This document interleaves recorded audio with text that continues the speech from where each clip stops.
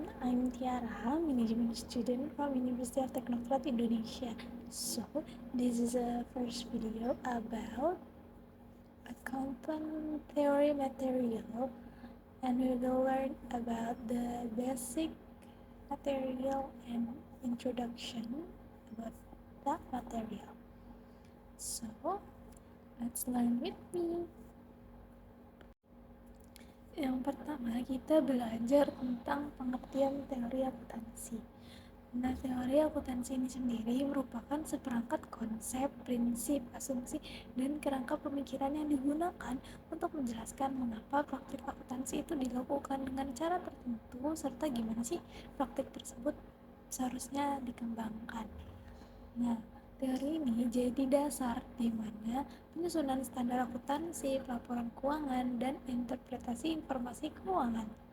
Nah, menurut Financial Accounting Theory dari Tax and Cases karya John M. McCarthy, Richard J. Crowder, and Matthew Clark, teori akuntansi ini tujuannya menyediakan kerangka konseptual yang ngejelasin dan mengevaluasi praktik akuntansi serta bantu prediksi dan konsekuensi dari berbagai metode pelaporan keuangan.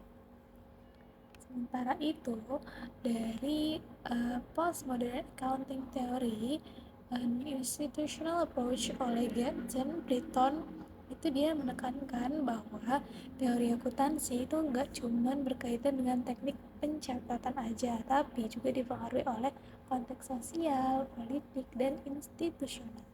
Jadi di dalam pandangan ini, akuntansi itu dipahami menjadi praktik yang membentuk dan dibentuk oleh institusi.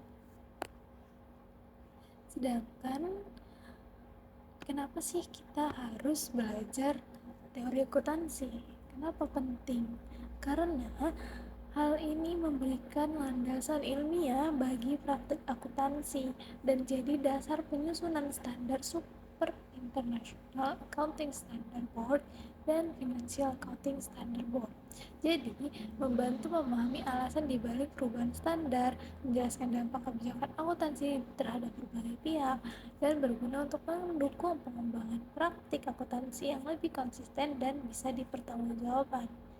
Nah, tujuannya itu next material untuk menjelaskan praktik akuntansi yang ada, menilai kelebihan dan kelemahan metode akuntansi, menyediakan dasar bagi penyusunan standar baru, memprediksi dampak ekonomi dari kebijakan akuntansi, serta meningkatkan kualitas informasi bagi pengambilan keputusan.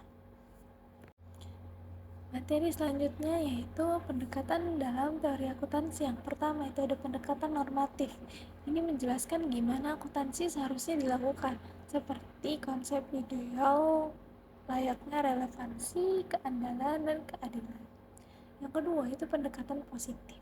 Itu menjelaskan dan memprediksi praktik akuntansi bagaimana adanya, termasuk alasan manajer memilih metode akuntansi tertentu. Yang ketiga itu pendekatan institusional dan postmodern. Menurut Gatton Britton, akuntansi ini dipengaruhi oleh kekuasaan budaya dan institusi sosial.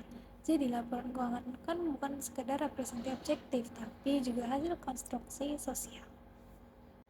Materi selanjutnya yaitu asumsi dasar akuntansi. Biasanya ini dibangun atas beberapa asumsi fundamental. Yang pertama, economic entity assumption. Perusahaan itu dipisahkan dari pemiliknya. Atau going concern assumption. Perusahaan itu diasumsikan akan terus beroperasi. Dan monetary unit assumption itu transaksi diukur dalam satuan uang. Periodicity assumption itu aktivitas ekonomi dibagi dalam periode pelaporan. Selanjutnya, karakteristik kualitatif di dalam informasi akuntansi. Menurut kerangka konseptual, informasi akuntansi yang baik itu harus relevan, representasi tepat, dapat dibandingkan, dapat diverifikasi, tepat waktu, dan dapat dipahami. Selanjutnya terkait teori akuntansi dan penyusunan standar. Biasanya teori akuntansi ini kan jadi dasar bagi pengembangan standar pelaporan keuangan. Standarnya itu seperti International Financial Reporting Standard dan Financial Accounting Standard Board. Jadi mereka ini menggunakan kerangka konseptual untuk menetapkan aturan, pengakuan, pengukuran, dan pengungkapan. So that's all about the basic material untuk perkenalan terlebih dahulu terkait dasar-dasar teori akuntansi. So thank you for learning with me and see you in the next video.